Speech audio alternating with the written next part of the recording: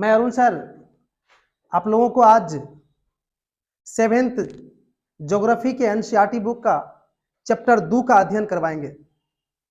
मैं बता दूं, आज का अध्ययन 7th के छात्र के लिए या 7th के जो बुक ज्योग्राफी के पढ़ना चाहते हैं उसके लिए भी और कंपटीशन के छात्र के लिए, तीनों के लिए महत्वपूर्ण होगा। तो आज ये जो एनसीईआरटी के 7th क्लास का जो ज्योग्राफी है उसका जो चैप्टर 2 का नाम है, पहले वो देख लीजिए। हमारी पृथ्वी के अंदर, शायद आप लोग को मालूम ही है कि किसी भी चैप्टर का जो नाम होता है उस नाम में उस चैप्टर का सब कुछ समाहित रहता है। तो थोड़ा सा इसके नाम पर पहले मैं चर्चा करूं। हमारी पृथ्वी के अंदर, जी हाँ, इस वीडियो में हम आपको मुख्य रूप से बताएंगे कि पृथ्वी की आंतरिक भाग में क्या क्या है और आंतरिक भाग की रचना कैसी है, इसके संबंध में हम डिटेल से बताएंगे आप लोग को।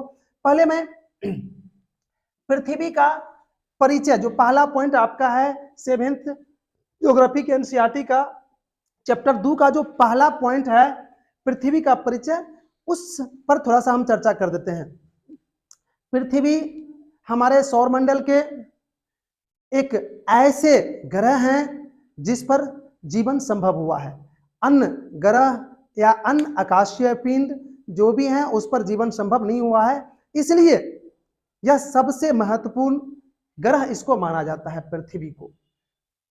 अब पृथ्वी का जो क्षेत्रफल है, ऊपरी भाग का जो क्षेत्रफल है वो है 51 करोड़ 72,000 वर्ग किलोमीटर, इसका क्षेत्रफल है पृथ्वी का।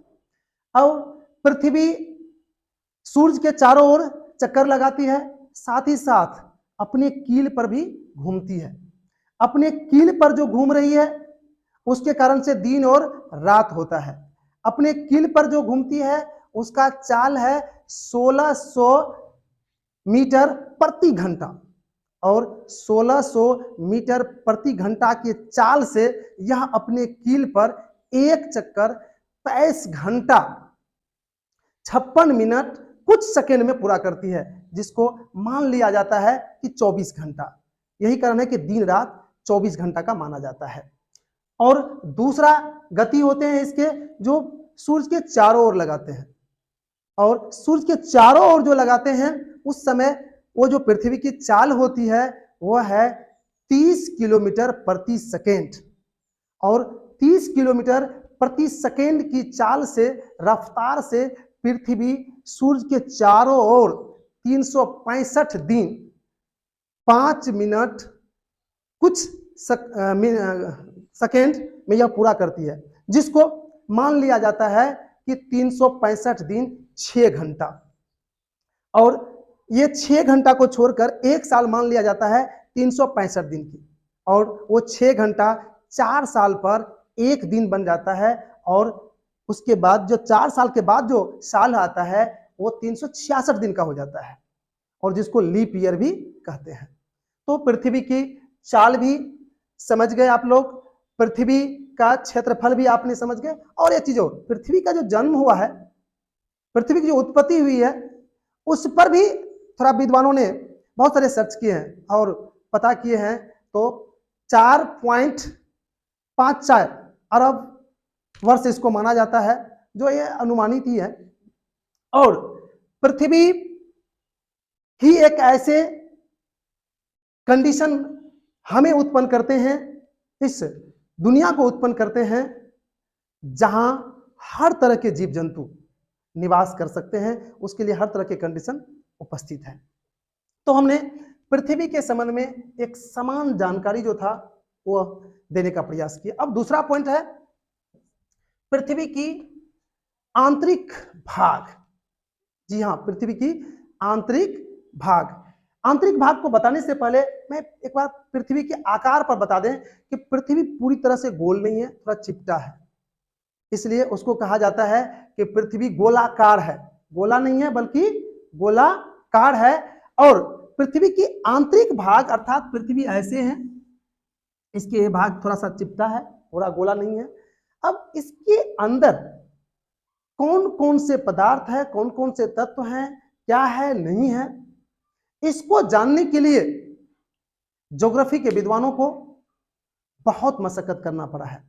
और फिर लास्ट में उन्होंने पृथ्वी की आंतरिक भाग का अध्ययन करने के लिए, सहूलियत के लिए पृथ्वी की आंतरिक जो संरचना है उसको 3 भागों में बांटा है, 3 वर्गों में, इस 3 परत में इसको बांट के फिर इसके विषय में उन्होंने बताए हैं। थोड़ा सा बता दें कि पृथ्वी की जो आंतरिक भाग का जो विद्वानों ने अध्ययन किया, इसकी संरचना कैसी है, उसकी जो जानकारी प्राप्त किया, उसका हथियार क्या था, माध्यम क्या था। इसका हथियार था भूकंप, ज्वालामुखी, दाब, ताप। ये सब पृथ्वी की आंतरिक भाग को जानने के ज्योग्राफी के विद्वानों का एक हथियार था।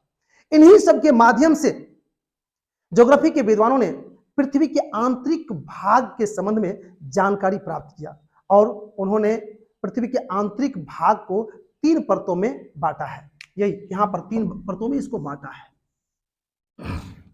तो ये जो 3 परत है, तो ये ऊपर वाला, एक यहां वाला, तो 1 2 3, ये 3 परत है। इन 3 परतों को हम यहां से काटे जो है, इसको यहां पर थोड़ा बड़ा में लेके फिर एक एक परत के विषय में हम बताने जा रहे हैं।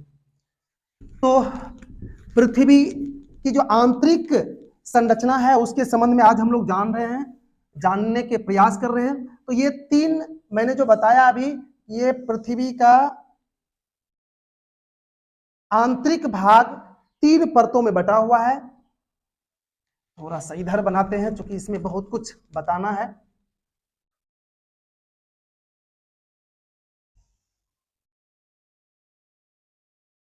ये देखिए, वही जो बीच से जो काटे थे हम, वही वाला भाग दिखा रहे हैं यहाँ पर। देखिए ये ऊपर वाला भाग जो है, इसको कहा जाता है भूपरपट्टी।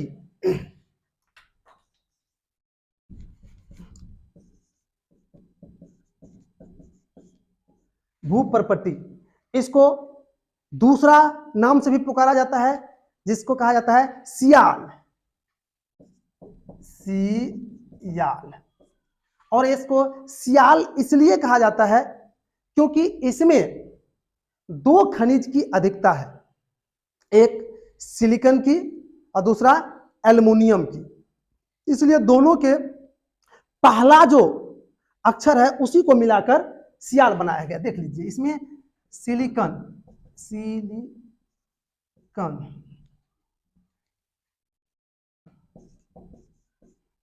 सिलिकॉन और दूसरा है एल्युमिनियम। एल्युमिनियम, इसी का देखिए SI जो है, इससे बना SI और Al से Al यहां पर, अर्थात बन गया सियाल।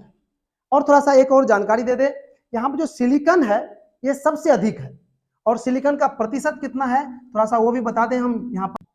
27.7, ये है इसमें सिलिकॉन की उपस्थिति, और एल्युमिनियम मात्र 1% है इसमें। और देखिए ये भूपरपट्टी जो है, इसकी जो मोटाई है वो हर जगह एक समान नहीं है, कहीं पर थोड़ा पतली है, कहीं पर मोटी है, लेकिन निकाला गया तो करीबन 35 से लेके 100 किलोमीटर तक इसकी मोटाई है। इसमें 35 से लेके 100 किलोमीटर तक ये मोटी है। और आपने ये भी देख लिए इसमें किसकी मात्रा ज्यादा है, तो सिलिकॉन का, एल्युमिनियम का 1% है। इसको भूपरपट्टी कहा जाता है, इसको सियाल भी कहा जाता है। तो कंपटीशन में जो इससे क्वेश्चन पूछेगा इस परत से, तो यही कि भूपरपट्टी में किस खनिज की अधिकता है, तो सिलिकॉन की, सबसे ज्यादा सिलिकॉन इसमें पाया जाता है। इसकी मोटाई कितनी है, तो 35 से 100, कहीं कहीं पर ऑप्शन पर इसमें जाना है क्योंकि सिर्फ 35 किलोमीटर भी दे देते हैं तो वो ऑप्शन को सही माना जाता है, लेकिन कहीं कहीं पर ये 3500 100 दे दिया जाता है, या लगभग 35 भी कर दिया जाता है। तो ऐसे कंफ्यूज में नहीं पड़ना है कि इसमें है ही नहीं। जब 35 है तो 35 में टिक लगा देना है, अगर 35 से 100 किलोमीटर तक है तो ये भी सही हुआ। उसके बाद हम चलते हैं दूसरा जो परत है उसको कहा जाता है मेंटल, और इसको दूसरा नाम से पुकारा जाता है वो है सियाल, सॉरी सीमा, सीमा। इसमें भी वही बात है कि इसमें जो खनिज है उसकी उपस्थिति की दृष्टि से इसको कहा गया है सीमा, क्योंकि इसमें दो खनिज की मात्रा अधिक है। वो कौन कौन? तो सिलिकॉन और दूसरा मैग्नीशियम।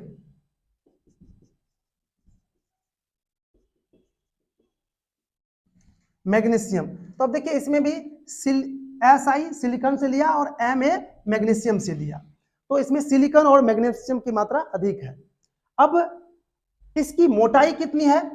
तो इसकी मोटाई 35 से लेकर 2900 किलोमीटर तक है। 35 से 2900 किलोमीटर तक एम तक इसकी मोटाई हो गया। अब देखिए सबसे बीच वाला जो था उसी को मेंटल कहा गया था। अब सबसे जो पृथ्वी के बीच वाला भाग है वो है क्रोड। इसको दो नाम से पुकारा जाता है, क्रोड, कोर समझो, ओ का डक्रोड, या कोर भी कहा जाता है इसको, कोर, कोर के नाम से भी पुकारा जाता है। और इसमें मुख्य रूप से लोहा की उपस्थिति रहती है, इसलिए इसको कहा जाता है संक्षेप में नीफे। यहां पर ये भी उपस्थिति की दृष्टि से है कि किस तत्व की इसमें किस खनिज की अधिकता है, तो Na से निकेल और Fi से फेरस होता है, अर्थात निकेल और फेरस की इसमें अधिकता है। और ये जो भाग होते हैं इसको आंशिक रूप से दो भाग में बांटते हैं। ये जो क्रोड है, क्योंकि ऊपर वाला जो है इसका ये इसमें थोड़ा सा पिघला हुआ रहता है, लेकिन ये वाला भाग को बिल्कुल ठोस माना जाता है।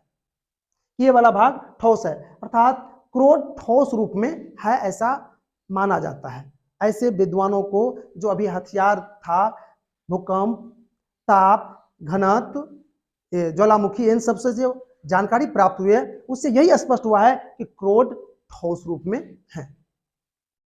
अब हम एक और चीज इसमें बताएं कि पृथ्वी के अंदर जब हम जाते हैं तो तापमान जो होता है वो बढ़ता है, लेकिन उसके बढ़ने के रेशियो क्या है वो जान लीजिए।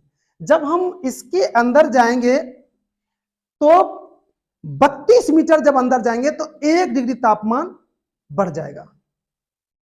इसको ये मत सुन लीजिएगा आप या समझ लीजिएगा कि प्रति 32 मीटर पर 1 डिग्री तापमान कम हो जाता है। सिर्फ 32 मीटर जब अंदर जाएंगे तो 1 डिग्री तापमान बढ़ जाएगा, लेकिन उसके बाद जब अंदर जाएंगे तो यही रेशियो नहीं रहेगा, ये तापमान का रेशियो कम हो जाता है।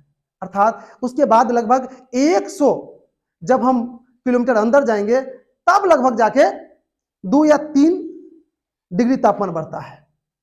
तो ये स्पष्ट हो गया कि मात्र ये जो ऊपरी वाला भाग है उसमें सिर्फ 32 मीटर है, उसके बाद जब जाते हैं तो उसकी तापमान की दरें घट जाती है। लेकिन ये तय है कि पृथ्वी के अंदर जो जो हम जाएंगे तो तापमान बढ़ेगा। बिल्कुल ये भी क्लियर हो गया, तापमान भी क्लियर हो गया। और एक चीज बता देते हैं, पृथ्वी का जो घनत्व है वो घनत्व भी अंदर जो जो जाते हैं हम तो बढ़ता है। देखिए सबसे कम घनत्व जो होता है वह ऊपरी परत का होता है, भूपर्पट्टी का होता है। इसका घनत्व जो है,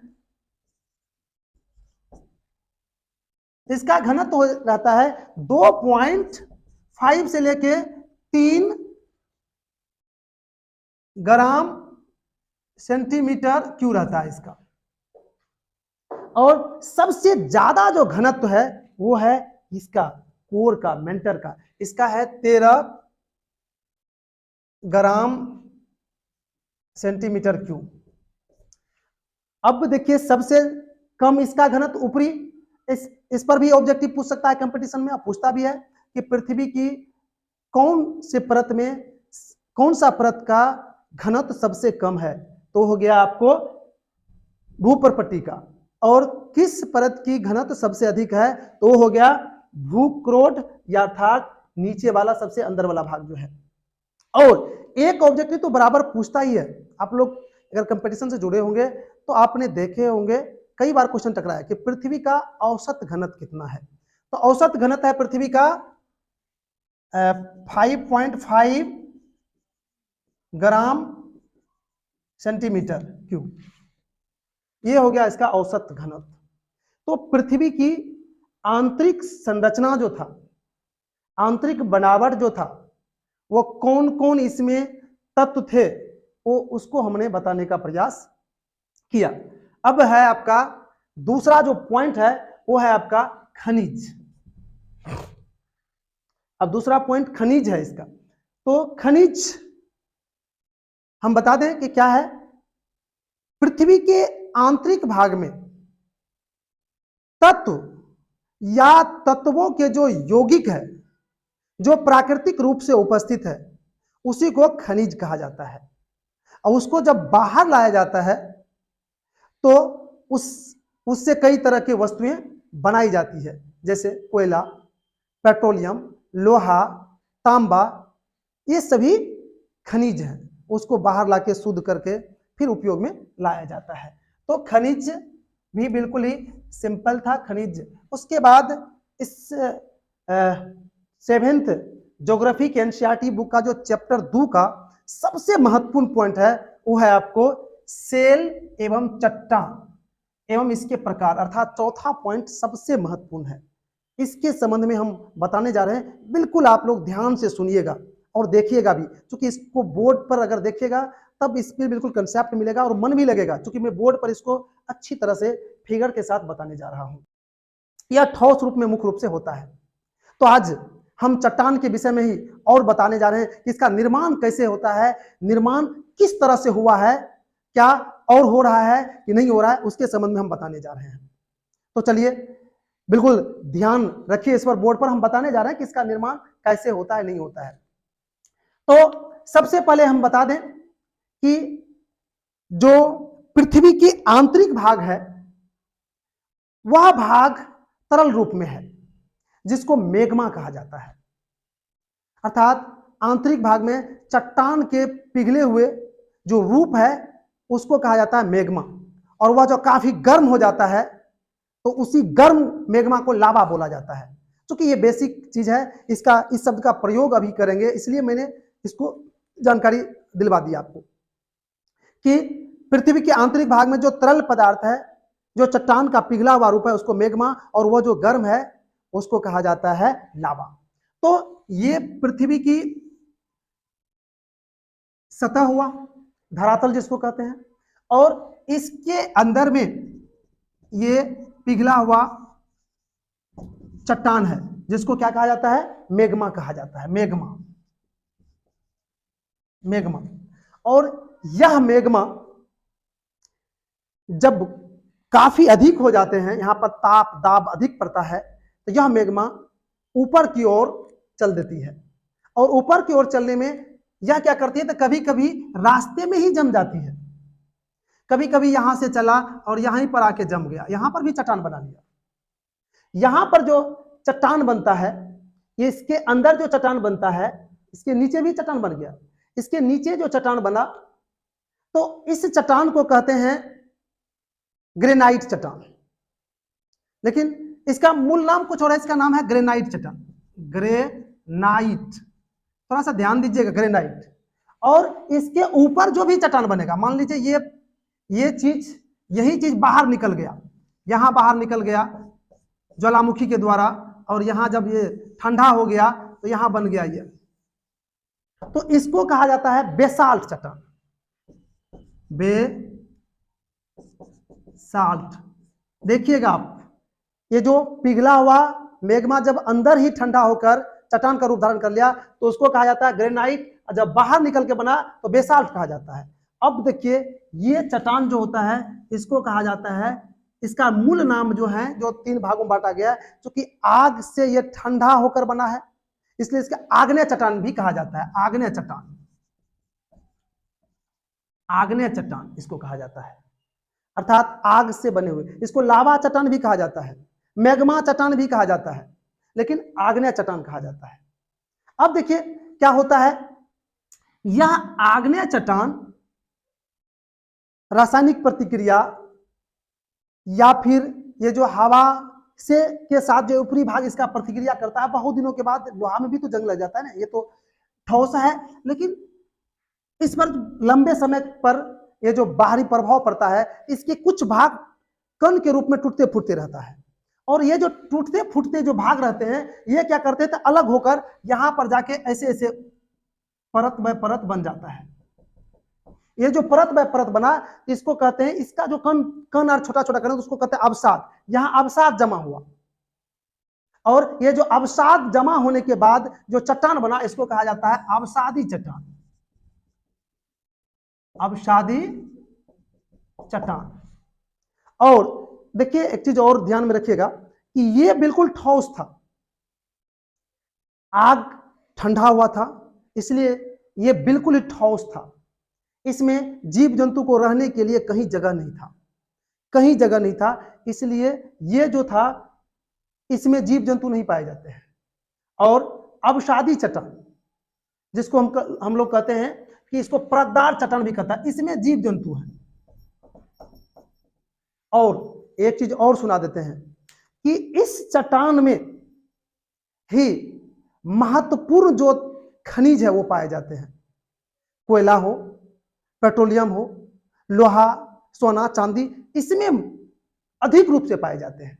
क्यों अधिक रूप से पाए जाते हैं? क्योंकि ये परतदार है। इस परत में मान लीजिए कि यहां पर जीव जंतु रहा, और फिर क्या हुआ, किसी भूकंप या किसी कारण से ये दब गया, तो दबने के बाद इस बीच में आ गया, और बीच में चूंकि इसको रहने के लिए जगह था, और फिर सर गल गया, लाखों वर्ष करोड़ों वर्ष रह गया यहाँ पर, तो यही रूपांतरित होकर कोयला, पेट्रोलियम या फिर अन्य जो खनिज है वो बन जाता है यहाँ पर। इसलिए इसको कहते हैं अवसादी चट्टान। चूंकि अवसाद से बना हुआ, इसलिए अवसादी, ये आग जैसे वस्तु को ठंडा होने से बना था, इसलिए आग ने, अब देखिए क्या होता है, अब ये दोनों, कोई भी, चाहे ये हो कि ये हो, दोनों बिल्कुल ही जब इसका रूप बदल जाता है, बहुत लंबे समय के बाद, बराबर इस पर रासायनिक प्रतिक्रिया, दबाव, जलवायु इत्यादि का प्रभाव जब पड़ता है, तो ये बिल्कुल ही इसका रूप बदल जाता है। जब इसका बिल्कुल रूप बदल जाता है तो उसे वो कहते हैं रूपांतरित चट्टान, अर्थात इसका रूप बदल गया, किसी रूप में नहीं है, नहीं तो ठोस रूप में है, नहीं किसी रूप में है, तो इसको कहा जाता है, इस टाइप का जब बन जाता है तो उसको कहा जाता है रूपांतरित चट्टान। रूपांतरित चट्टान कहा जाता है। तो शायद हमने अभी तो सेल का प्रकार बताया नहीं है, बेसिक नॉलेज दे रहे थे हम आपको कि किस तरह से ये सेल बनते हैं, अर्थात इसके ऊपर में जितने भी ये बना, इसको बेसाल्ट ही कहा जाता है। मतलब चूंकि इसके ऊपर से बना, तो ये बेसाल्ट का ही किसी न किसी रूप में रूपांतरित होकर बना है। इसलिए जो नीचे में मैग्मा ठंडा होकर बना, तो उसको ग्रेनाइट चट्टान कहते हैं, नीचे वाले भाग। ये भी थोड़ा ध्यान रखने बात है। तो ये बेसिक जानकारी था किसके विषय में, चट्टान के बारे में। और इस बेसिक जानकारी में एक चीज फिर से ध्यान दीजिएगा, हम सुनाने जा रहे हैं कि आग्नेय चट्टान की विशेषता, कभी कभी ये विशेषता ही ऑब्जेक्टिव के रूप में पूछता है, तो ध्यान से सुनिएगा। आग्नेय चट्टान की पहला विशेषता है कि इसमें जीवाश्म नहीं पाए जाते हैं, अर्थात जीवाश्म की इसमें कमी होती है। दूसरा होता है कि इसमें जो कण होते हैं वो काफी बड़े कण होते हैं, छोटे कण नहीं होते, क्योंकि गर्म पदार्थ तुरंत ठंडा हुआ है, इसलिए इसमें बड़े कण होते हैं। और इसका विशेषता सुन लीजिए, इसमें क्या होते हैं, जीवाश्म होते हैं, अर्थात जीव के अवशेष होते हैं। इसमें जीव जंतु भी रहते हैं और जीव के अवशेष भी रहते हैं। और ये इसमें एक और चीज देख लीजिए कि यह परतदार नहीं होता है और यह परतदार होता है, यह दोनों की विशेषता भी है। और रूपांतरित का तो कोई बात ही नहीं है, ये दोनों रूप जैसे चेंज करेगा तो किसी भी तरह का हो सकता है, रूप कैसे चेंज किया नहीं किया किसी भी तरह से हो सकता है, इसमें कोई बात नहीं है। तो मुख्य रूप से ये दोनों की बात होती है, दोनों की विशेषता, इसलिए दोनों पर मुख्य रूप से क्वेश्चन भी पूछा जाता है। तो शायद ये रफली रूप में अर्थात बेसिक रूप में हमने सेल के प्रकार के रूप में भी बता रहे थे। अब हम इसका डिटेल से बताएंगे सेल के प्रकार के विषय में एक एक करके। तो चलिए हम लोग आगे बढ़ते हैं।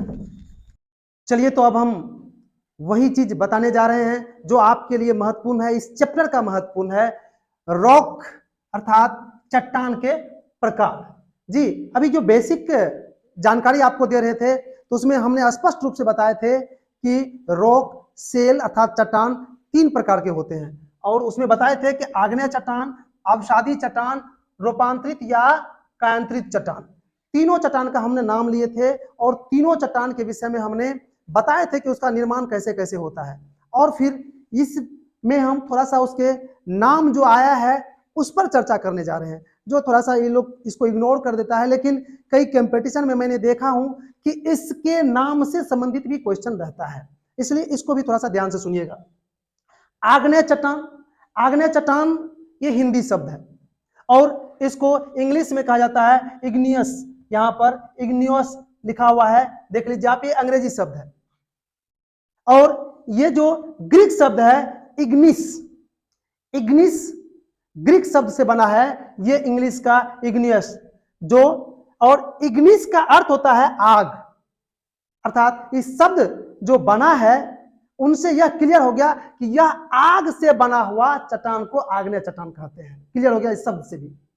और आग्नेय चट्टान के विषय में अभी अभी आपने पूरी तरह से बेसिक जब जानकारी दे रहे थे तो उसमें पता चल गया था कि ज्वालामुखी के द्वारा जब पृथ्वी के आंतरिक भाग से मैग्मा बाहर निकलकर या अंदर में, दोनों जगह ठंडा हो सकता है, लेकिन जब बाहर निकलकर वह ठंडा होकर चट्टान बनाते हैं तो उस चट्टान को आग्नेय चट्टान कहते हैं। उसको बेसाल्ट भी कहा जाता है, और जब नीचे ठंडा होकर बनता है तो उसको कहा जाता है ग्रेनाइट। अर्थात बेसाल्ट चट्टान जो बनते हैं बाहर में जाके जो ठंडा होकर बनते हैं उसी को कहा जाता है आग्नेय चट्टान, या इसको लावादार चट्टान भी कहता है, लावा पठार भी कहा जाता है, लावा पठार भी इसी को कहा जाता है। क्योंकि मैंने वीडियो के या फिर इस रॉक सेल के विषय में जो बता रहे थे तो उसमें बताए थे कि पृथ्वी के आंतरिक भाग में जो गर्म चट्टान का पिघला हुआ भाग होता है उसको लावा कहा जाता है। अर्थात मैग्मा हो गया चट्टान का पिघला हुआ भाग, और वह मैग्मा जब काफी गर्म होता है, लाल हो जाता है, उसी लाल वाले मैग्मा को कहा जाता है आपको लावा। और वो लावा जब बाहर आके ठंडा होता है तो वो जो ठंडा होकर जो चट्टान बनाते हैं उसको आग्नेय चट्टान कहा जाता है। और इसमें बिल्कुल जीवाश्म नहीं होते हैं, जीव नहीं पाए जाते, क्योंकि उसमें जीव को रहने के लिए कहीं कोई जगह ही नहीं रहता है। उसके बाद चलिए अवसादी चट्टान। अवसादी चट्टान के विषय में भी अभी अभी आपने जान चुके हैं कि जब आग्नेय चट्टान का कुछ टूटा फूटा कण इत्यादि कहीं पर जाके जमा होते रहते हैं परत बाय परत, तो उससे बने चट्टान को अवसादी चट्टान कहते हैं। इसको इंग्लिश में देख लीजिए सेडिमेंटल कहा जाता है, जो कि इंग्लिश शब्द है। उसके बाद ये जो है ग्रीक शब्द, क्योंकि हमने इधर से भी दोनों बीच में लिख दिए हैं ताकि सहूलियत के लिए। ग्रीक शब्द सेडिमेंटल होता है जिसका अर्थ होता है अस्थिर। अर्थात ये जो कण तन कहीं से आया उड़ पुड़ के, या फिर अग्नेय चट्टान का जो टूटा फूटा भाग था, छोटा छोटा कण, वो जो कहीं पर अस्थिर हो गया तो उससे जो बना चट्टान उसी को अवसादी चट्टान कहते हैं। अर्थात नाम से इसको हम ये कर रहे हैं कि अवसादी चट्टान नाम से कैसे उसका बना है, नाम का विश्लेषण के आधार पर भी बता रहे हैं। तो अवसादी चट्टान के विषय में हम पहले भी बताए थे कि इसमें जीव जंतु रहते हैं, इसमें जीव के अवशेष पाए जाते हैं। चूंकि मैंने बताया था कि ऐसे ऐसे करके हैं, तो इस बीच में अगर कुछ रहा तो फिर दब गया, दबने के बाद लाखों करोड़ों के वर्ष के बाद रूपांतरित होकर चाहे कोयला, पेड़ पौधा दबेगा तो कोयला बनेगा, जीव जंतु बनेगा तो पेट्रोलियम बन जाएगा। बालू अगर यहाँ पर है, बालू के कण बने है, तो मैं थोड़ा सा बता दूं कि बालू का पत्थर जो है, वो बालू वाला पत्थर वो भी इसी में बनता है। और जिस पत्थर से लोग घर भी बनाते हैं वो पत्थर घर बनाने के लायक भी होता है, घर में भी लगाता है, घर भी बनाया जाता है उससे। यहाँ तक कि लाल किला, आगरा के जो वो बहुत नामी है, दुनिया के जो 7वां आश्चर्यजनक चीजों में से एक है, वो भी इन्हीं से बना है। अर्थात ये पत्थर जो है उसमें से संगमरमर का भी प्रयोग किया गया है, लेकिन अगल बगल के जो भाग है उसमें लाल पत्थर का अधिक से अधिक प्रयोग किया गया है, क्योंकि उसका नाम पूरे दुनिया में विख्यात है। थोड़ा इसलिए ले लिए हम ताजमहल, जिसका नाम है, कौन सभी जानते हैं उसका। उसके बाद चलते हैं हम लोग कायांतरित या रूपांतरित चट्टान। तो ये दोनों चट्टान जब रासायनिक क्रिया या वायुमंडल में परिवर्तन या जो भी कहिए उस परिवर्तन के बाद जब इसमें पूरा रूप बदल जाता है तो कायांतरित कहते हैं। इसका इंग्लिश में कहा जाता है इसको मेटामोर्फिक, इसको इंग्लिश में कहा जाता है। ये इंग्लिश शब्द ग्रीक शब्द मेटामोर्फोस से बना है, METAMORPHOUS से बना है, जिसका अर्थ होता है रूप परिवर्तन। अर्थात रूप परिवर्तन करके जो चट्टान बनता है उसी को कहते हैं कायांतरित या रूपांतरित चट्टान। तो शायद चट्टान के बारे में जो हमने बताए उससे चट्टान क्या है और चट्टान के प्रकार कितने हैं और चट्टान कैसे कैसे निर्माण होते हैं वो आपको जानकारी मिल गया होगा इसमें। अब हम थोड़ा सा आगे बढ़ते हैं। अगला है आपको शैल चक्र। जी शैल चक्र सुन लीजिए एक बार।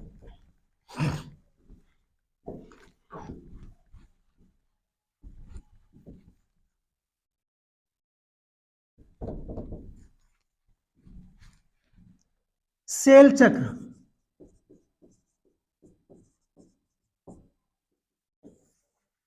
चक्र मतलब होता है घूमना। शैल चक्र मतलब हुआ, शैल का अभी हमने परिभाषा दिए थे कि ये जो विभिन्न खनिज है उन खनिजों के इकट्ठा होने से जो ठोस रूप तैयार होता है और जो भूपर्पटी में जहां भी है वो उसी को कहा जाता है शैल या चट्टान कहा जाता है। अब इसके चक्र को हम जानने के लिए जा रहे हैं। सुन लीजिए चक्र क्या होता है। देखिए सबसे पहले तो आग्नेय चट्टान ही निर्माण होगा। तो आग्नेय चट्टान यहां पर आ गया, ये आग्नेय चट्टान हुआ।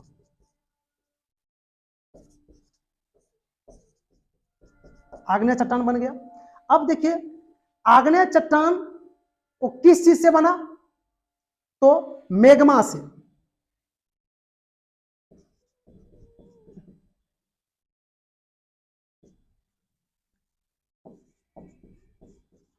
मैग्मा से बना।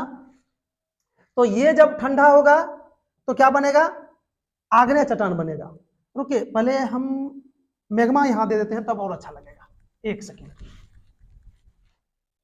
मैग्मा हम यहां दे देते हैं और मैग्मा जब पिघला तो उससे बन गया यहां पर आग्नेय चट्टान। आग्नेय चट्टान, और आग्नेय चट्टान जब वो कण उनके रूप में उसका चटुट उतरा ऊपर से या टूटा फूटा तो इसका जो जमा हुआ तो इससे बन गया अवसादी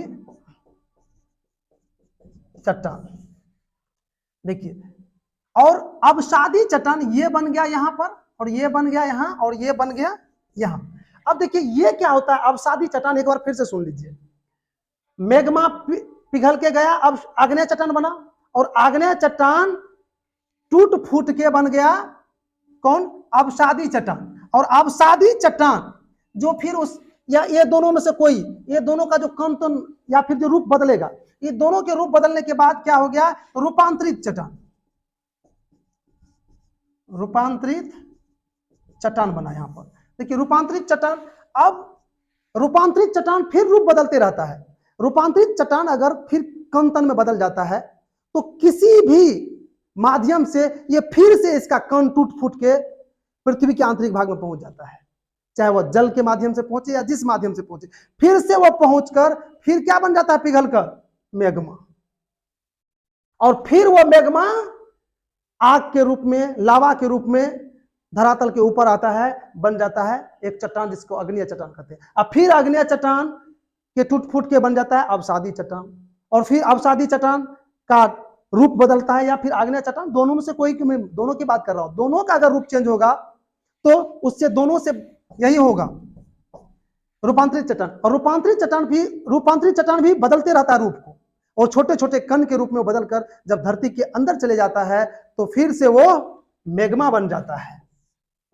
इस तरह से चट्टान कभी आग्नेय तो कभी अवसादी तो कभी रूपांतरित फिर मैग्मा के रूप में घूमते रहते हैं। इसी सर्कल को, इसी चक्र को, इससे जो बना चक्र, इसी को कहा जाता है शैल चक्र।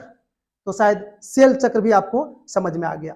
उसके बाद लास्ट पॉइंट है इस चैप्टर का, वो है जीवाश्म। जीवाश्म क्या होता है, जीव के अवशेष को जीवाश्म कहा जाता है। अर्थात आपको अभी अभी बताए थे हमने कि अवसादी चट्टान में मुख्य रूप से, अवसादी चट्टान में परतदार चट्टान होता है, परत बाय परत होता है, इसलिए उसके बीच में जीव जंतु को रहने के लिए उपयुक्त माहौल रहता है, उपयुक्त कंडीशन है, इसलिए उसमें जीव जंतु पाए जाते हैं। और वह जब बहुत दिन के बाद दब जाते हैं तो सर गल के उसके जो अवशेष होते हैं उसकी हड्डी, रस, जो कुछ भी होते हैं, पेड़ पौधा दबाता है, पेड़ पौधा का जो कुछ भाग होता है वो दबने के बाद बहुत दिन के बाद रूपांतरित होकर एक खनिज का निर्माण करते हैं, जिस खनिज को हम कह सकते हैं जीवाश्म, अर्थात जीवाश्म खनिज भी कहा जाता है। आप सुने होंगे पेट्रोलियम, कोयला इत्यादि को जीवाश्म खनिज कहा जाता है, वही जीव के अवशेष है। तो शायद आप जीवाश्म भी समझ गए। अब शायद ये 7वां क्लास का जो चैप्टर 2 का ज्योग्राफी का जो एनसीईआरटी बुक था उसको हमने पॉइंट बाय पॉइंट समझाने का प्रयास किया। लेकिन मैं एक चीज और कह देता हूं आप लोग को, मैं बहुत हद तक अपने आप को इसमें बांध के रखा कि 7th क्लास के जो पॉइंट है उसके अकॉर्डिंग में बताने का। लेकिन मैं आप लोग को एक विश्वास दिला देता हूं कि मैं स्पेशल सेल या चट्टान, पृथ्वी की आंतरिक संरचना क्या है उसके संबंध में भी वीडियो बनाऊंगा और देंगे आपको, क्योंकि ये दोनों पॉइंट महत्वपूर्ण है। वैसे इसमें भी बहुत हद तक देने का प्रयास किया हूं, लेकिन उतना नहीं दे पाए हैं। लेकिन अगला वीडियो इन दोनों पर भी हम स्पेशल बनाएंगे। एक चीज और कह देते हैं कि हमने 7वां क्लास का जो ज्योग्राफी है एनसीईआरटी की बुक, उसका मैंने पहला चैप्टर का वीडियो मैंने दिया हूं यूट्यूब पर, और इस वीडियो के डिस्क्रिप्शन में उसका लिंक दे देंगे हम। अगर आपको इच्छा हो कि मैं बिल्कुल ही 7th क्लास के जो एनसीईआरटी के ज्योग्राफी है उसका एक को भी वीडियो देखें, एक को भी पढ़ें, एक को भी समझें, तो डिस्क्रिप्शन में जाके उसका लिंक होगा, उससे आप देख सकते हैं। वैसे मैं आपको बता दूं कि एनसीईआरटी के जितने भी बुक हैं 6 के लेके 11 तक, मैं सबका प्रयास करूंगा एक एक चैप्टर का इसी तरह से वीडियो देने का। तो आज हम यहीं पर रुकते हैं, लेकिन आपसे एक रिक्वेस्ट है कि मुझे प्रेरणा के लिए आपका कमेंट मुझे चाहिए। आप सब्सक्राइब कीजिए या नहीं कीजिए उससे कोई मतलब नहीं है, लेकिन जो देख रहे हैं अगर आपको अच्छा लगा तो कमेंट जरूर कीजिएगा। चलिए, धन्यवाद।